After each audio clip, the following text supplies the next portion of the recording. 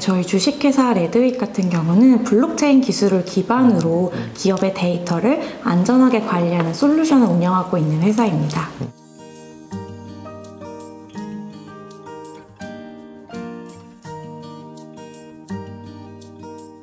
네, 저희 레드윗이라는 뜻은 Research and Development Witness라고 해서 연구 과정의 목격자라는 뜻을 가졌는데요.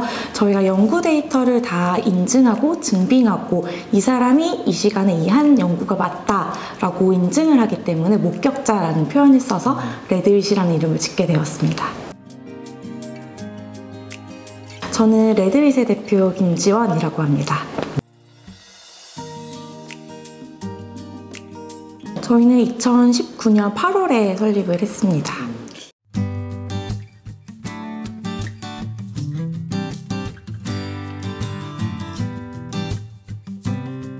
네, 저는 대학교를 졸업하고 좀 창업을 하고 싶다라는 생각을 가졌는데 주변에 창업하시는 분도 없었고 어떻게 시작해야 될지 하나도 모르는 상황에서 카이스트에서 이런 창업이랑 기술 쪽을 연계하는 좀 프로그램이 있어가지고 거기에 지원을 하고 정말 운이 좋게 붙게 돼가지고 카이스트 문화기술대학원을 하면서 창업원 수업을 같이 들으면서 창업이 무엇인지 좀 배워나가게 됐습니다. 창업을 하실 때 또 같이 동참하신 분들이 계셨죠?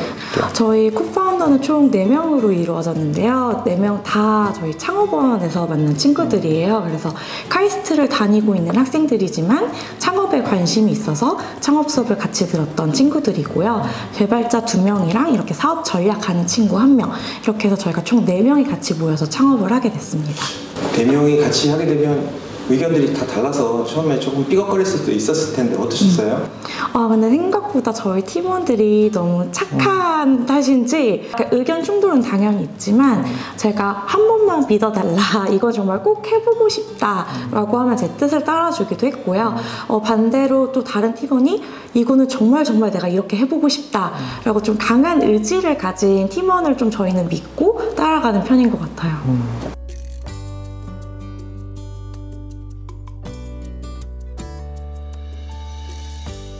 제가 딱 석사를 입학을 했을 때 그때 AI랑 블록체인이 딱 붐인 시점이었어요. 그래서 어떤 수업을 가도 그 단어가 빠질 수가 없었었고 그러면서 이게 뭐길래 이렇게 화두가 될까 라면서 공부를 AI도 했었고 블록체인도 했었고요. 근데 블록체인을 보니까 실제로 제 주변에 블록체인이랑 암호화폐, 지갑 이런 회사 다니는 친구들은 사원증을 숨기고 다녔었어요, 그때. 왜냐면 투자자들이 이렇게 막 계란을 던지는 거예요. 너네 이렇게 코인이 좀 가격이 낮아지면 너네 뭐 하는 거냐 라고 하면서. 저는 사실 그런 회사를 만들고 싶지는 않았었어요. 왜냐면 직원들이 이렇게 사원증을 숨기면서 하는 회사는 만들고 싶지 않았고, 근데 제가 공부한 블록체인은 딱 그렇게 암호화폐에 한정된 기술이 아니었거든요. 맞아요. 그래서 이게 시점 인증에 있어서는 정말 강력한 기술인데 지금은 너무 암호화폐 쪽에 치중되어 있다, 이쪽으로 좀 풀어보고 싶다라는 욕심이 그때 좀 생겼던 것 같아요. 그 아이디어는 대표님께서 내신 건가요? 아니면 다른 분께서 내신 건가요? 저랑 그때 개발자 한 분이 같이, 저는 블록체인을 조금 시점 인증에 유의미한데 쓰고 싶다라는 의견을 냈고, 그 중에 한 분이 자기 박사생이었는데 이런 건 연구 노트, 연구 데이터에는 정말 필요한 것 같다라는 의견을 줘서 좀 합치게 됐던 것 같아요.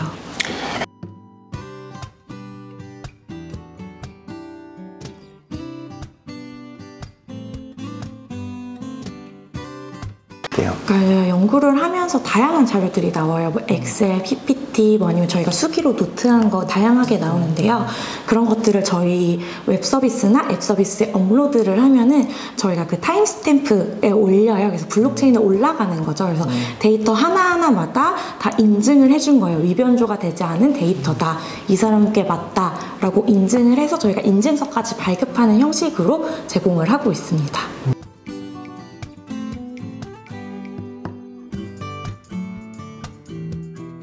그러니까 저희가 군호는 연구노트의 가운데 글자를 따서 군호라고 지웠고요.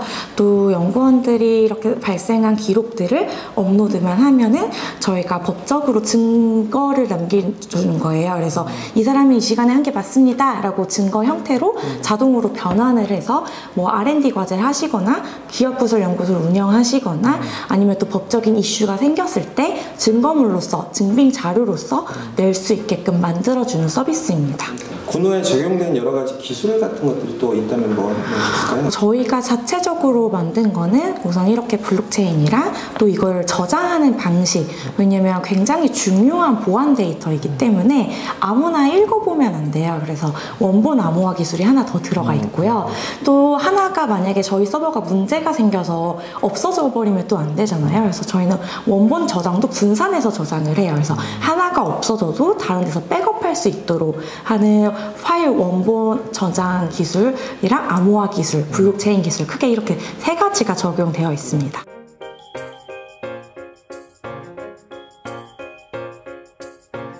저희가 앞으로 나아가고 싶은 방향인데요. 이렇게 연구 데이터가 쌓이다 보면은 이 프로젝트에 누가 얼만큼 기여했는가라는 기여도 분석을 할 수 있는 AI 모델이 있어요. 그래서 그건 저희가 카이스트랑 지금 공동 개발 중이고요. 그래서 누가 얼만큼 기여했는지 기여도가 나오면 정말 직급이 높다고 해서 아니면 뭐 정치적인 라인을 잘 탔다고 해서 보상을 많이 받는 것이 아니라 실제로 이 연구에 많이 기여한 사람에게 투명한 보상이 갈 수 있도록 하는 시스템을 지금 개발을 하고 있습니다. 창업을 하시고 그 생각하시는 그 회사의 단계가 있었잖아요. 네. 지금 어느 정도에 와 있다고 생각하세요? 지금은 저희가 딱 아직도 첫 번째 단계라고 생각을 해요. 저희는 이런 연구 데이터나 기업에서 나오는 데이터들이 자산이 되는 게 목적인데 처음에 저희가 인증해주는 게 1단계고 두 번째는 이 데이터를 가지고 추후에 좀 다른 가치로 만들 수 있는 게 2단계라고 생각을 하는데 지금은 인증 쪽에 많이 집중이 되어 있어서 아직도 지금 1단계를 하고 있다라고 봐주시면 될 것 같아요.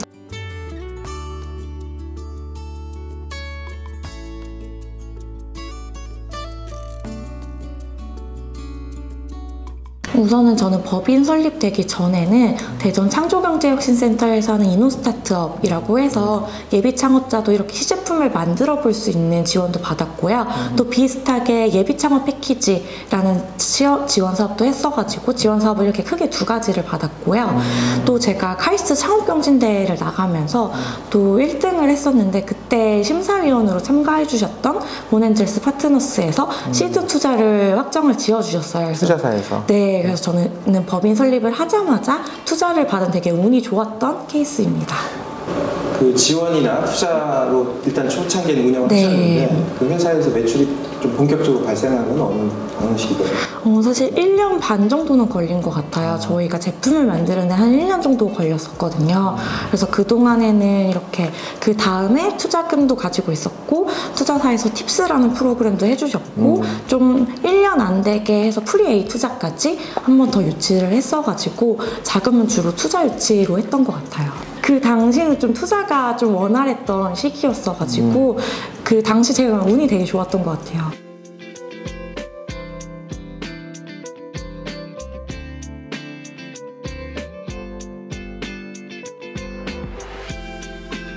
저희가 우선은 투자 같은 경우에는 총 7개의 기관이 지금 들어와 있어요. 그래서 총 3번의 투자를 유치를 했고요. 시드 투자 받고 프리 투자 받고 작년 8월에 브릿지 투자 이렇게 유치를 하면서 총 3번의 투자를 유치를 했습니다.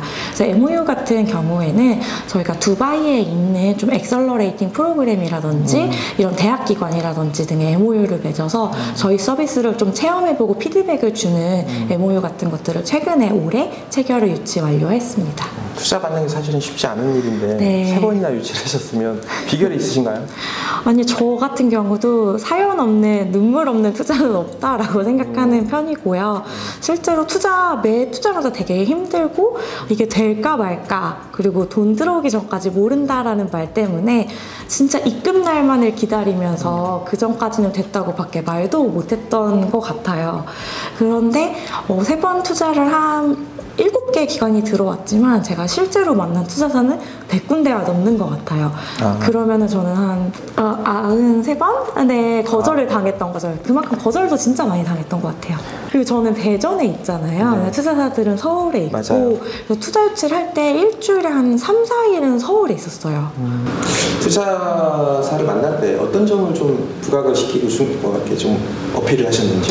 우선 투자사를 만나게 되면은 좀 기가 죽는 게 좀 사실이에요. 왜냐면 맞죠. 투자를 받고 싶은 마음이 클수록 좀 더 너무 애절하게 제가 좀 이렇게 낮춰서 가게 자기도 모르게 그렇게 되더라고요. 맞아요. 그래서 저는 항상 들어가기 전에 그분도 저를 보지만 저도 투자사를 평가해야 된다라는 마음으로 투자사에 대한 질문도 한 이만큼 준비를 해가요. 어떠한 미팅 같은 경우는 저만 일방적으로 대답을 하고 나오는 경우가 몇 번 있다 보니까 이렇게 되면 안 되겠다라는 생각해서 저도 투자사에 대한 질문 또 같이 해서 서로 같이 알아가는 과정이다라는 분위기를 만들려고 되게 많은 노력을 했던 것 같아요.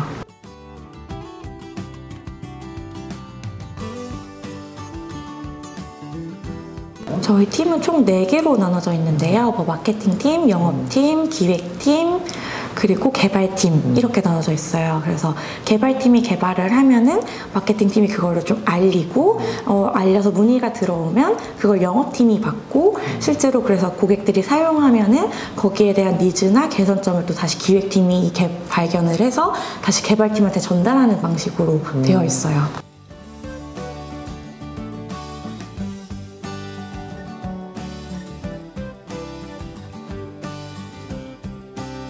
우선 저희 같은 경우는 말씀해주신 것처럼 소비자들에게 기술은 그렇게 중요하지 않다고 생각을 해요. 그건 백그라운드에서 돌아가는 거고 네, 그거는 약간 저희 가치관으로 이 데이터는 이만큼의 보안 수준이 필요하다라고 생각해서 그냥 저희 자체적으로 기술을 채택하는 거고요.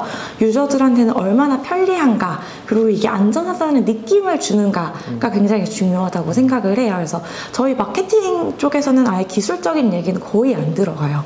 그래서 마케팅에서는 유저 편의성 쪽으로 많이 하고 있고요. 실제로 저희는 영업이나 마케팅은 인바운드가 90%예요. 10% 정말 큰 기업, 큰 기관 같은 경우만 좀 1년 정도 걸리기 때문에 영업이 진행이 되고 대부분은 온라인 마케팅을 보고 저에게 문의가 들어오도록 하는 거고 그러면 어떠한 소재에 어떠한 기능이 유저들에게 가장 관심이 있을까를 계속 고민을 하면서 마케팅을 계속 변화해가는 것 같아요.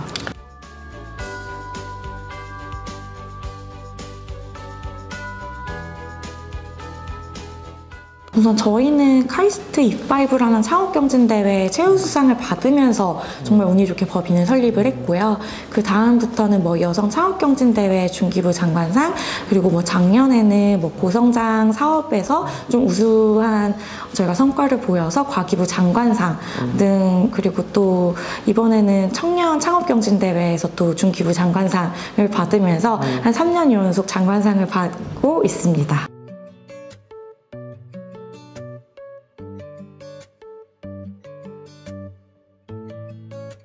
저희는 사실 B2C는 아예 판매를 하고 있지 않고요. B2B로만 영업이 진행되고 있어요. 그러니까 저희랑 고객군이 같은 이렇게 스타트업이나 R&D를 진행하는 곳에 고객군이 같은 스타트업이랑은 MOU를 맺어가지고 저희가 같이 좀 세일을 해서 묶어서 판매를 한다던가 웨비나를 같이 진행하면서 고객들에게 좀 정보 제공을 같이 한다는 등으로 하고 있습니다.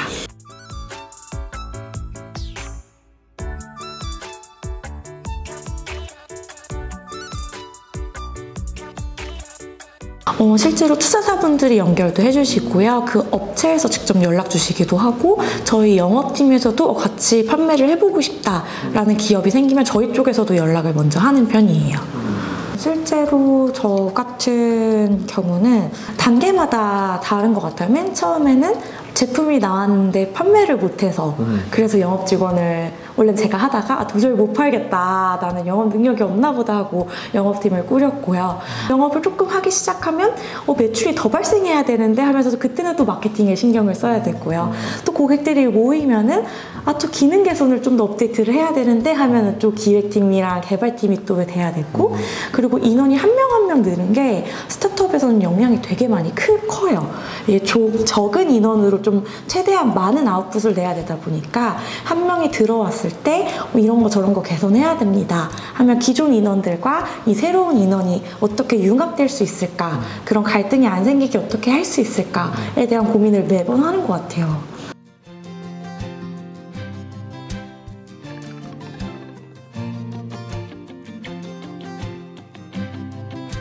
저는 딱 제 능력을 아는 것 같아요. 제 능력의 한계를 알아서 지금 우리 팀은 이 정도에서 해야 된다 라는 거고, 한 번에 확 늘리는 건 제가 말씀드렸다시피 한 명 들어올 때마다 영향력이 굉장히 크기 때문에 한 번에 많은 인원이 동시에 투입되는 건 정말 리스크가 크다고 생각을 해요. 그래서 좀 회사가 커지고 좀 이쪽의 능력이 좀 더 필요하다 싶으면은 저는 맨 처음에 바로 채용보다는 좀 능력이 있고 그쪽으로 많이 했던 프리랜서를 한 3, 4개월 정도 이렇게 좀 한 다음에 이게 계속해서 필요하다 싶은 판단이 되면 그때 내재화하는 편이에요. 그래서 바로바로 내재화는 조금 리스크가 크다고 생각하는 편입니다.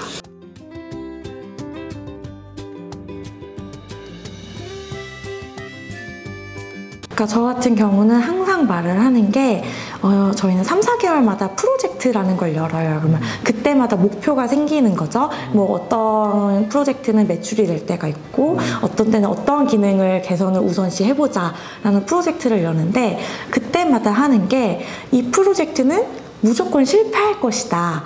그래도 되니까 제발 좀 더 도전적으로 진짜 고객에 있어서 이거 될 것 같은데? 라는 걸 좀 제발 제안을 해달라고 좀 애원을 하는 편이에요. 왜냐면 직원들 같은 경우는 좀 이런 게 편해요. 대표가 야 이번에 이거 만들어보자 라고 말하고 이렇게 저한테 정답이 있다고 생각하는 팀원들이 생각보다 많아요. 근데 사실 제가 고객이 아니거든요. 그래서 저도 몰라요. 그렇기 때문에 제발 저를 바라보지 않았으면 좋겠다. 그리고 실패를 해도 괜찮다. 거기서 힌트를 찾아 나가서 다음 프로젝트를 열자라는 거를 계속 얘기하는 것 같아요.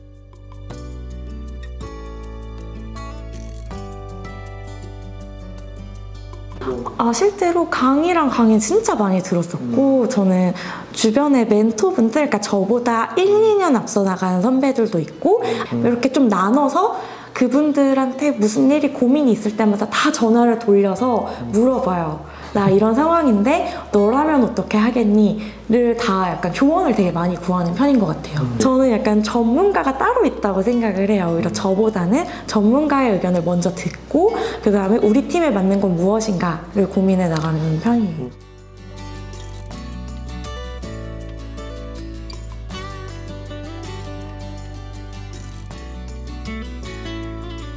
그러니까 제 주변만 봐도 실제로 대전에서 저랑 같이 창업한 기업들이 1년이 지나면 다 올라가요. 다 올라가는데 저는 사실 지금 한 4년 정도 다 대전에 본사를 두고 있는데, 그렇게 되면은 사실 직원들이 생기고 직원들이 가족이 생기고 하다 보니까 사실 본사를 아예 옮기는 것 자체는 힘들어요.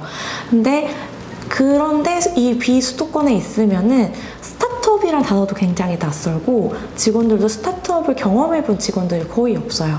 서울에서는 스타트업에서 스타트업으로 옮기는데 저 같은 경우는 일반 직장에서 스타트업으로 옮기기 때문에 처음에 오면 이게 뭐야? 이게 왜 이래? 약간 이런 직원들이 되게 많아요. 그래서 그런 문화나 이런 스타트업에 대해서 조금 많이 알지 못한다라는 게 좀 단점인 것 같아요.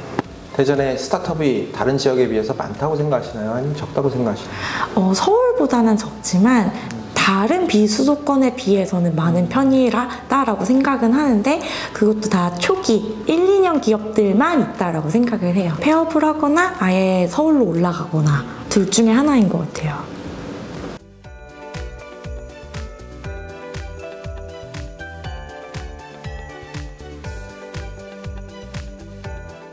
그러니까 저희 제품 같은 경우는 우선 연구 데이터가 좀 안전하게 이 사람이 했다라는 걸 인증을 하고 있기 때문에, 그리고 실패나 노하우의 데이터들이 굉장히 많아요. 연구의 전 과정을 다루기 때문에 딱 성공한 데이터만 있는 건 아니거든요. 그래서 이런 실패의 노하우를 좀 더 공유할 수 있게끔 하는 것도 저희 플랜 중에 하나고요. 또 하나는 아까 말한 것처럼 이렇게 기여도를 측정을 해서 투명한 보상이 갈 수 있도록 하는 이 두 가지의 큰 그림을 그리고 있고요. 또 저희는 아시아 쪽이 좀 연구 환경이나 분야들이 굉장히 유사해요. 그래서 저희는 일본이나 뭐 이렇게 싱가포르 이런 쪽으로 좀 아시아권 위주로 좀 진출을 하려고 내년부터 준비를 하고 있습니다.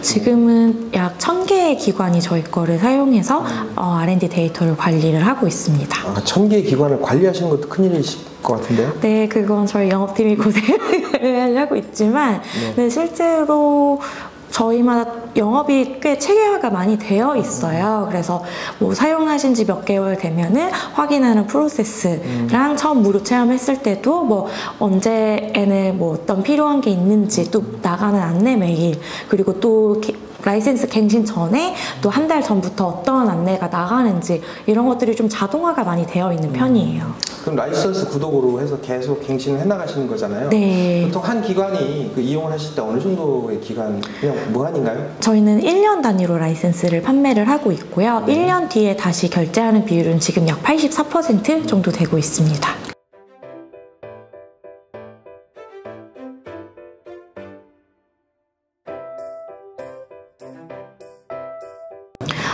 제가 앞서서 말씀드렸다시피 조금 실패를 두려워하지 않는 사람. 그래서 실패를 해도 여기서 뭔가 얻었다라고 생각하는 사람이라 그만큼 이런 것 좀 해보고 싶다라는 욕심이 있는 사람을 저는 좋아하는 것 같아요. 그리고 혹시 기술적으로도 네. 어떤 준비가 되어 있어야 될까요? 공부나 전공이나 이런 것들이 네, 한다면? 저는 사실 기술 쪽이나 그 백그라운드는 많이 보지는 않는 편이에요. 왜냐면 저희 분야가 굉장히 생소하고 저는 처음부터 블록체인 개발자는 없다라고 생각을 해요. 그냥 분산 네트워크의 하나라고 생각을 하기 때문에 개발 쪽은 오히려 네트워크 공부를 하셨던 분들을 좀 보는 편인 것 같아요.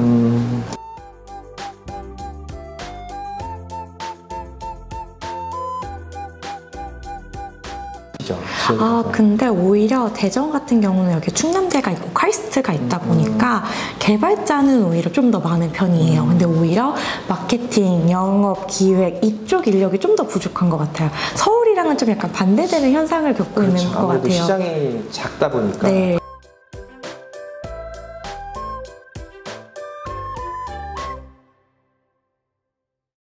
제가 석사부터 해서는 지금 약 6년 정도 지났어요. 근데 그때부터 블록체인에 대해서 좀 있다 보니까 느낀 거는 제가 석사를 시작했을 때는 블록체인 AI가 굉장히 붐이었다가 이게 한 번 또 거품이 확 가라앉는 시기가 있고 다시 올라올 때가 있어요. 그래서 항상 기술이라는 건 주기가 있는데 좀 내려갈 때 좀 회사들이 많이 힘들어해요. 그래서 아이템을 피봇하는 경우도 굉장히 많고 내가 이 기술은 정말 쓸모가 없나 봐 라고 생각하시는 편이 있는데 실제로 좀 내려갔다라는 거는 이제 곧 안정기가 온다라는 신호예요. 그래서 너무 이게 기술이 확 주목받았다가 떨어졌다고 해서 실망하거나 좌절하지 마시고 오히려 안정기가 오면은 그때 동안 이제까지 처음부터 했던 기업들이 더 각광을 받을 수 있으니까 조금만 더 견뎌보고 좀 더 꾸준히 하면은 좀 약간 좋은 시기가 온다라는 말씀을 드리고 싶어요.